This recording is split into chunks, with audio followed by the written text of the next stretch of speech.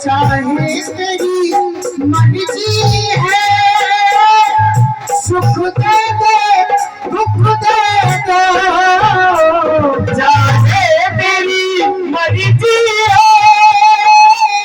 सुख दे दे दुख दे दो, सुख दे दो दुख दे दो। जीवन एक नदिया है, जीवन एक नदिया है, ये डोली तो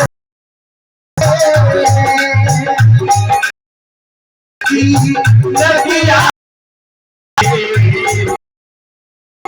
किनारे, मैं कैसे कहूँ भगवान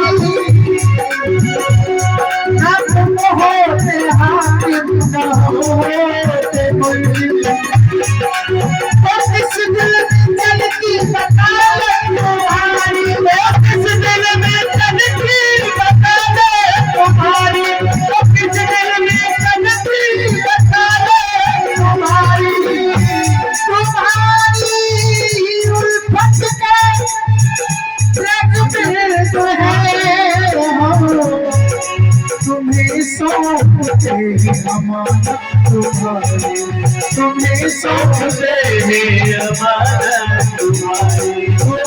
सौंपते हैं अमानत तुम्हारी, अपने तो तेरे आगे ये हाथ पसारे,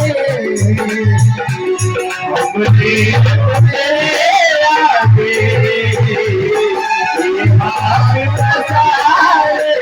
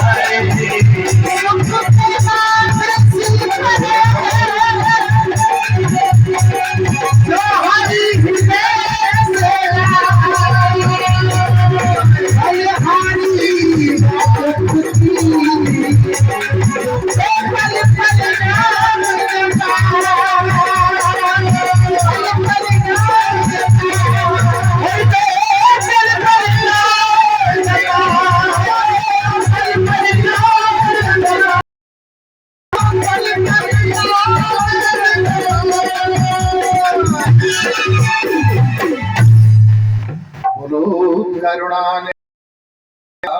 की जय श्री राधे श्याम। साधु जी सीताराम, सीताराम, प्रेम से बोलो राधे श्याम, राधे श्याम। अभी कच्छी बाबान को मोह खोलो है, सबरे खोल लो, अच्छे फायदा में रहो, नहीं तो एक और चन्नी लाल फिर तुम पे बन के आवे वो। जय हो वृंदावन बिहारी लाल की जय। मंदिर में विराजमान ठाकुर जी महाराज, व्यासपीठ पर बैठे हुए हमारे व्यास जी महाराज, करुणा और सुधामयी मातृ शक्ति, सभी कथा रसिक पुरुष शक्ति, छोटी बड़ी बहन बेटी, नन्हे मुन्ने बाल गोपाल, सबके चरण कमलों में मेरा कोटि कोटि नमन। सज्जनों, अभी भजन चल रहा था, दोनों ही तुम्हारे हैं, दोनों ही तुम्हारे हैं, तो ऊपर बैठे और नीचे बैठे दोनों ही हमारे हैं। ताली बजाओ जरा, दोनों ही हमारे हैं, दोनों तुम्हारे हैं कि नहीं है? दोनों तुम्हारे, ये भी तुम्हारे। वृंदावन बिहारी लाल की है। अभी मेरे पास कुछ दानदाताओं की सूची है, वो इस प्रकार से है सज्जनों। अच्छा, मुझे बीच में दान से पहले एक बात याद आई। पहलवानों का मल्लों का मेला लगता है, तो वहां सबको बोला जाता है भाई पहलवान जितने भी आए हुए सब अपना अपना नाम लिखाओ। सब पहलवान पीछे को रहते हैं, पीछे को सब इस चक्कर में रहते हैं कि कोई और दिखाए और दिखाए। ऐसे ही हमारे यहाँ मेला लगता है ना, मेला तो बहुत बहुत दूर से मंडली आती है, सबसे कहते हैं भैया कभी सभी मंडली आकर के नाम लिखाओ। सब पीछे को रहते हैं, पीछे को क्यों रहते हैं पीछे को, आपको पता है? कोई कोई कारण तो होगा। विद्वान ने लिखा है एक झोली में फूल भरे और एक झोली में कांटे रे, कोई कारण होगा। तो कोई कारण तो होता है सज्जनों। इसीलिए मैं देख रहा हूं भक्तों के दिल में हिलोर मार रही है दान देने के लिए, लेकिन सब पीछे को रुक रहे हैं, पीछे को कि कोई और ही आवे आगे, कोई और ही करे दान पहले, कोई और ही करे। तो जो मन तगड़े तगड़े होते हैं वो पीछे को खिंचड़ते हैं। इसलिए सज्जनों हम तो छोटे से मल रहे हैं, तो शुरुआत हम खुद से ही करेंगे। वृंदावन बिहारी लाल की जय हो। तो सबसे पहले 5100 रुपया, 5100 रुपया हरीशचंद्र शर्मा जी, सनात श्री रमेश चंद्र शर्मा जी बाबूजी, जो इस मंदिर के महंत हैं, बाबा रमेशानंद जी के पुत्र हैं, छोटे रमेश हरीशचंद्र जी। 5100 रुपया भंडारे के लिए दान देते हैं। जिनसे भैया दान आ रहा, ताली तो बजाई दो, साव है। 5100 शर्मा, विजय कुमार शर्मा, सनात चंद शर्मा पंडा जी, बागबाड़ी पंजाब बाड़ी, जय हो। इनके लिए भी ताली बजाओ। 5100 रुपया श्री भोला पंडित जी, हमारे भोला पंडित जी बैठे हैं, पंडित बालकृष्ण बालो पंडित जी के सुपुत्र हैं और इनके व्यास जी के भ्राता है चचेरे। 5100 रुपया श्रीमती रामश्री देवी, पत्नी श्री राधेश्याम हवलदार, हमारी पंडितानी दे रही है 5100 रुपया, इनके लिए भी बचाओ। और हाँ, रमेश चंद बाबू जी का 50 किलो गेहूं भी है और हमारी धर्मपत्नी जी भी 50 किलो गेहूं दे रही है भंडारे के लिए। 5100 रुपया रिंकू शर्मा, रिंकू शर्मा, राकेश शर्मा, सनात श्री देवी भाषा बाग वाले, इनके लिए भी 101 रुपया श्री दुष्यंत मास्टर जी, दुष्यंत मास्टर जी, सनात श्री दान साहेब बाजार, इनके लिए भी ताली बजाओ। मैं दानदाताओं को कहता हूं और भगवान से प्रार्थना करता हूं कि सदा इनको ऐसी सद्बुद्धि दे और आगे बढ़ बढ़ कर। चलो, एक कहावत है, धर्म किए धन ना घटे जो सहाय रघुवीर, और पंछी पिए जल घटे। सॉरी 10 किलो गेहूं भोला पंडित जी के और भैया, वो गलती है कि लिख दी। ना घटे जो सहाय रघुवीर,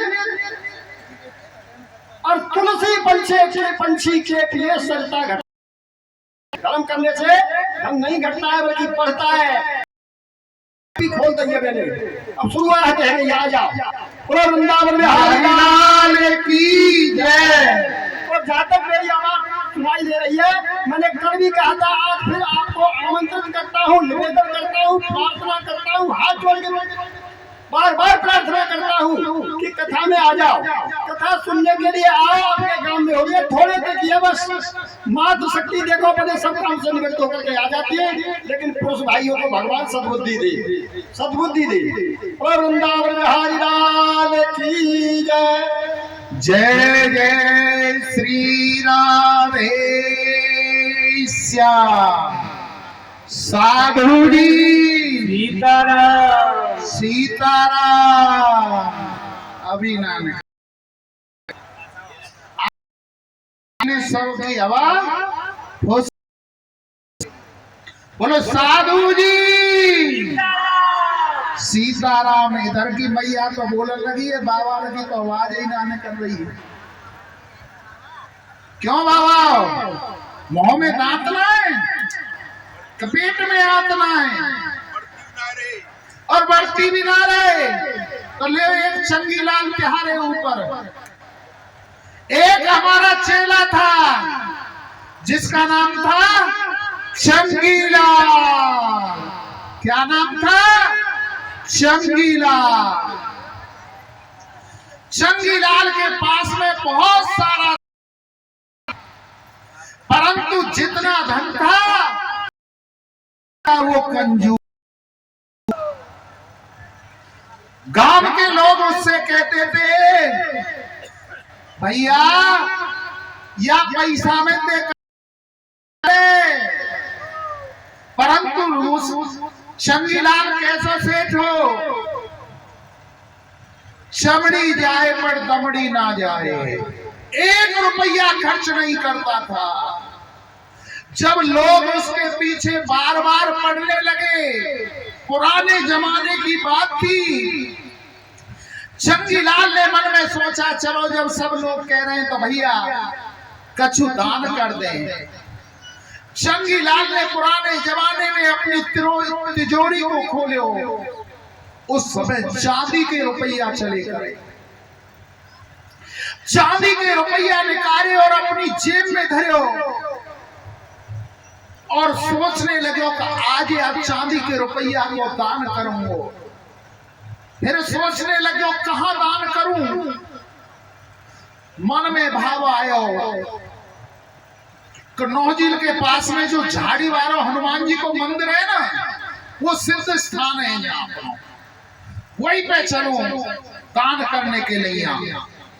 अब तो चंगीलाल वा रुपया लेके अपने जेब में धर के और हनुमान जी के मंदिर पे पहुंच गए। और वह दिन बार था शनिवार को, जैसे आज अच्छी लंबी भीड़ लगी। वही वहां देखो चंगीलाल ने तो कम से कम 2 किलोमीटर लंबी लाइन लगी। वही चंगीलाल सोचने लगे, यहाँ तो बड़ी लंबी लाइन लगी हुई है, कोई जेबे ना काट ले। हम तो रुपया दान करने आए और काई ने जेब काट ली तो रुपया तो दान ही ना होगो। अब तो जेब में ते रुपया निकाल के और मुट्ठी में बंद कर दिया।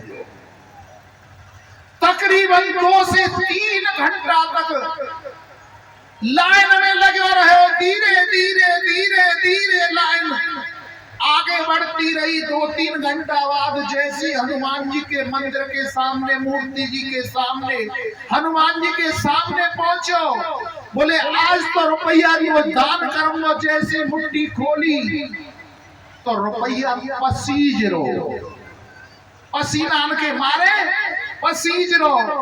चंगीलाल कहने लगे, ओ रुपया देख, तो दान करने में मुंह भी रोना आ रो है और तू भी मोते दूर होने में रो है। ले मैं तो दान ना करूं, पुनः अपनी जेब में धरे और लौट के घर को आएगा। बोलो राधे राधे। रुपया लेके चंगीलाल घर। ऐसे मत करो भैया, लाला बाबा दादा, जब जयकारो बोलो जाए तो जयकारे घर के मत ले जाओ, यही बोल के निकाल जाओ। बोले साधु जी सीताराम। और के तो कछु खोलो ऐसे प्रेम से बोलो राधे श्याम। आज कुंती को समझाया है कि हे भगवान, तुम्हारे जीवन में सुख भोग करिए। गोविंद ने युधिष्ठिर को समझाना चाहिए, जो अर्जुन को गीता जी का उपदेश कृष्ण ने महाभारत के युद्ध से पहले कुरुक्षेत्र की भूमि में खड़ा होकर के दिया था, वो आज रात्रि में युधिष्ठिर को देना चाहा, परंतु युधिष्ठिर जी नहीं समझ पाए। क्योंकि जब तक ज्ञान देने वाले के प्रति श्रद्धा नहीं होगी, मान सम्मान नहीं होगा, का भाव नहीं होगा, तब तक समझ नहीं आएगा। युधिष्ठिर जी कृष्ण को अपने मामा का लड़का मानते थे। कृष्ण ने सोचा कि यदि यही शिक्षा में भीष्म पितामह से युधिष्ठिर जी को दिलवाऊंगा तो इनकी और अधिक आएगी। आज पांचों पांडवों को, द्रौपदी को साथ लेकर के भीष्म पितामह के पास पहुंचते हैं। जाकर के दंडवत प्रणाम किया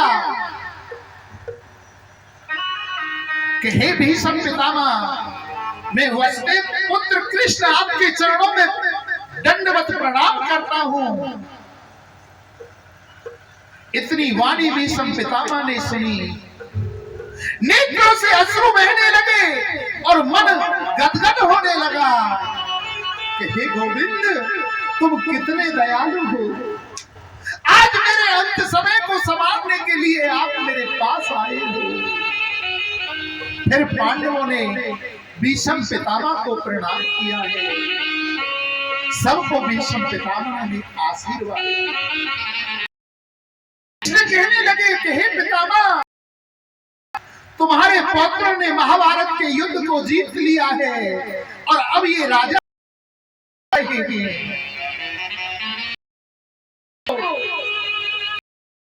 आदेश बतलाइए, किस प्रकार राजा को राज्य करना चाहिए।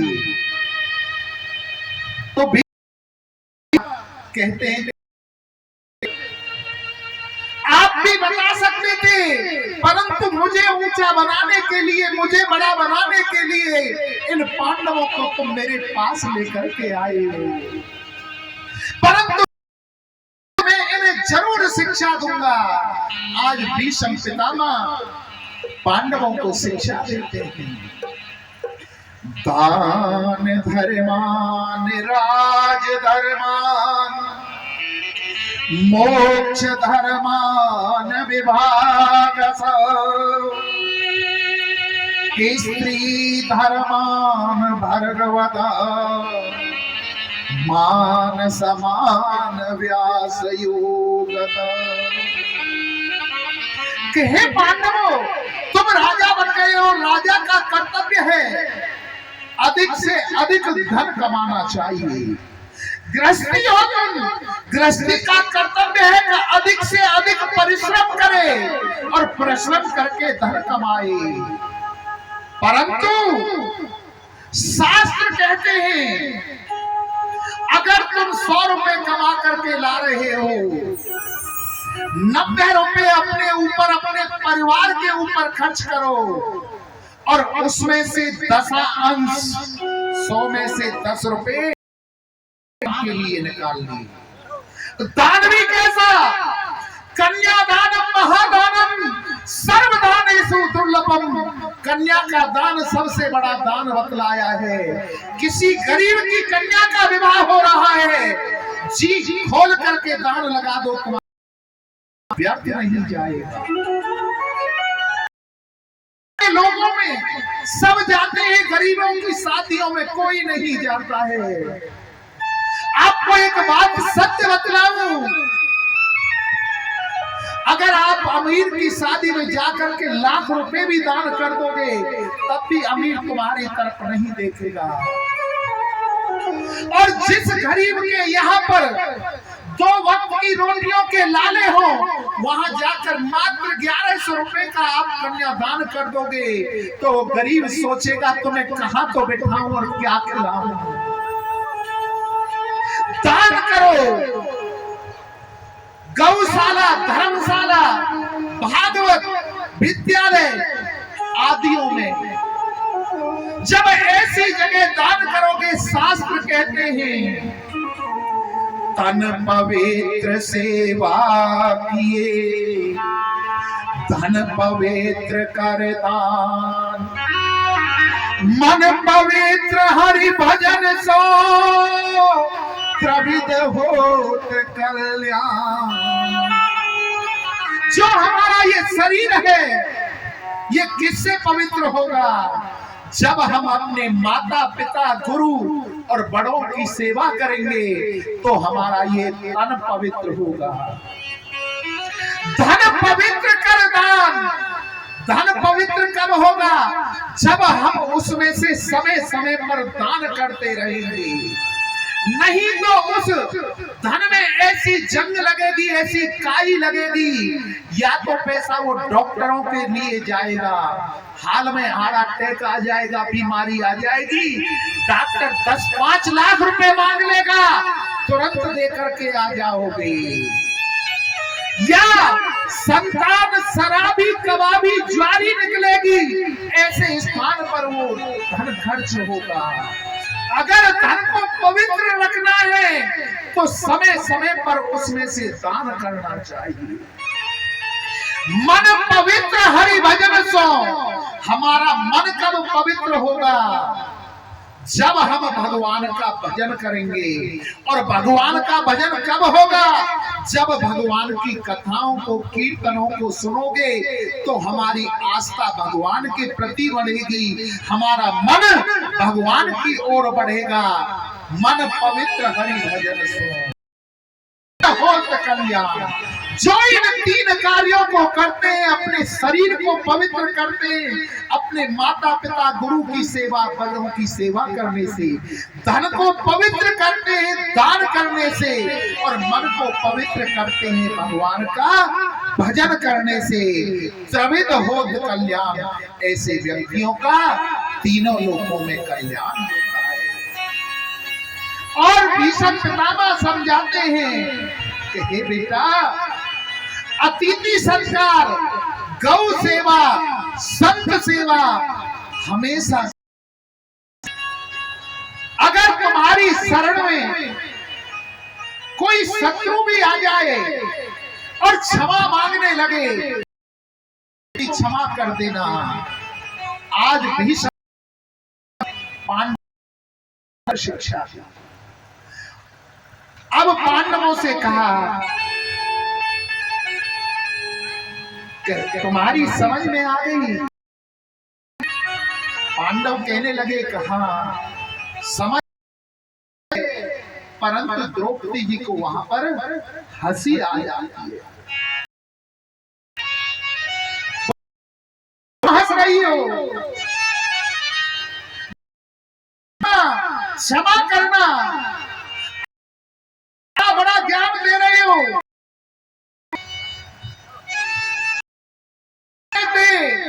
जिस खींच करके अस्वस्थ दुर्योधन का भाई दूसरा और मुझे निर्वस्त्र किया जा रहा था, ज्ञान कहां गया था? और दूसरा सन से कहते थे क्या हिम्मत थी कि वो मेरे वस्त्र उतार सके। भीष्म पितामह कहने लगा कि हे पुत्री, तुम सत्य कह रही हो, परंतु उसका एक कारण था। मनुष्य जैसा खाता है अन्न, वैसा हो जाता है उसका मन। जैसा पीता है पानी, वैसी बोलता है वो वाणी। मैंने दुर्योधन का दूषित अन्न खाया था, तो इस रग में उस अन्न बना हुआ था। उस दिन मेरा ज्ञान लुप्त था, परंतु चौवन इस सैया पर वाणों पड़े पड़े जो रक्त की थी वो मेरे शरीर से निकल चुकी है। अब मेरा मन पवित्र हो गया है तो बेटी में ज्ञान की बातें कर रहा हूं। पीछे हट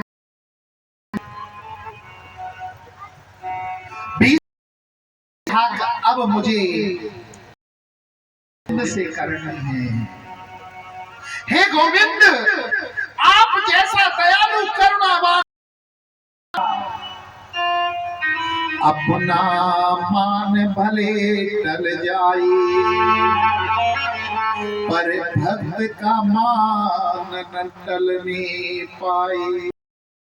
आप इतने करुणावान हो कि अपने मान को टाल देते हो पर अपने भक्त के मान को बचा लेते हो।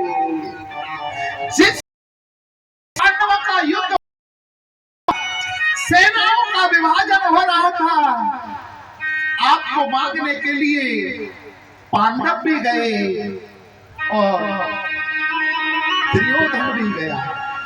तो आपने कह दिया था कि एक तरफ मेरी सेना है अक्षौणी सेना और दूसरी तरफ मैं हूं और मैं भी अकेला हूं और मैं भी ये प्रतिज्ञा कर रहा हूं कि इस युद्ध में अस्त्र नहीं उठाऊंगा। तो दुर्योधन ने सोचा मन में कि जब ये कृष्ण अस्त्र ही नहीं उठाएगा तो इसका लेकर के हम क्या करेंगे। बोले महाराज अपनी अक्षौणी सेना मुझे दे दो। दुर्योधन ने अक्षौणी सेना में प्राप्त कर ली, गोविंद को प्राप्त किया और कौरवों की सेना का प्रधान सेना कि गोविंद इस युद्ध में अस्त्र नहीं उठाएंगे। तो मैंने भी प्रतिज्ञा की थी क्या, आज शस्त्र न कहाऊं तो लाजो मां गंगा जननी को मैं सत्न कहाऊं। अगर मैंने भी कृष्ण से इस युद्ध में हथियार नहीं अस्त्र नहीं हटवाया तो मैं आज से आज के बाद में शांतनु पुत्र नहीं कहाऊंगा। युद्ध और भीषण बाण छोड़े, इतने बाण छोड़े कि जिस रथ पर कृष्ण और अर्जुन सवार थे जाता है, अर्जुन कहीं गिरता है, कृष्ण कहीं, रथ के टुकड़े टुकड़े हो जाते हैं और अर्जुन कहने लगा कि हे गोविंद, ये बाबा तो आज प्राणों को हर लेगा, कैसे भी मुझे बचाओ, कैसे भी बचाओ। गोविंद ने इधर उधर देखा, जब उन्हें कुछ दिखाई नहीं, टूटे हुए दिखाई दिया हुआ, दौड़ करके उसके पहिए को उठा लिया और जैसे ही पहिए को उठाने के लिए झुके तो पृथ्वी कांपने लगी कि हे पृथ्वी तुम क्यों कांप रही हो। कि प्रभु आपने अपने वचन को तोड़ दिया, आपने कहा था कि मैं अस्त्र नहीं उठाऊंगा। पृथ्वी कांप रही है, बोले मैंने अपने लिए नहीं उठाई है, मैंने भीष्म पितामह के लिए ये रथ का पहिया उठाया है, मैंने अर्जुन के लिए उठाया, मैंने भीष्म पितामह के लिए उठाया है। अपना मान भले टल जाए का मान न टलने का। इतने करुणावान हो, आज मेरा अंत समय है, उसको सुधारने के लिए पास आ गए हो। मैं है और मैं उस पुत्री को आपको पांडव कहने लगे कि ये तो भीष्म पितामह है, इन्होंने प्रतिज्ञा कर रखी थी कि आजीवन कुंवारा रहूंगा, तो इनकी पुत्री कहां से हो गई। भीष्म पितामह कहने लगे कि मेरी पुत्री मेरी मति है, मति माने बुद्धि, मेरी बुद्धि आज पवित्र हो गई है, उस बुद्धि को आपको सौंपना चाहता हूं, आप उसको स्वीकार कीजिए। भीष्म पितामह के वचनों को सुन करके कृष्ण कहने लगे कि हे पितामह, आप जो वर मांगोगे सो आपको दिया जाएगा, आप कहो तो आपको स्वस्थ कर दें। भीष्म पितामह कहने लगे कि हे गोविंद, मुझे तो एक मृत्यु का वैसे ही वरदान प्राप्त है, बगैर मेरी इच्छा के मेरी मृत्यु नहीं हो सकती, परंतु इससे सुंदर मृत्यु नहीं हो सकती। जो साधु महात्मा हर समय राम राम भजते रहते हैं, किस लिए से राम कृष्ण नाम निकल जाए। वो गोविंद मेरे सामने है, मैं ऐसी सुंदर मृत्यु टाल सकता हूं। लाला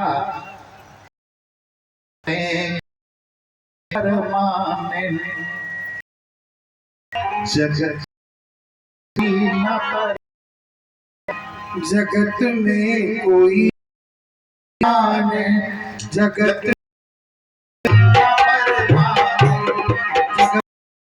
कोई न परमाने, कोई न परमाने जगत में, कोई न परमाने जगत में, कोई न परमाने जगत में, कोई न परमाने जगत में।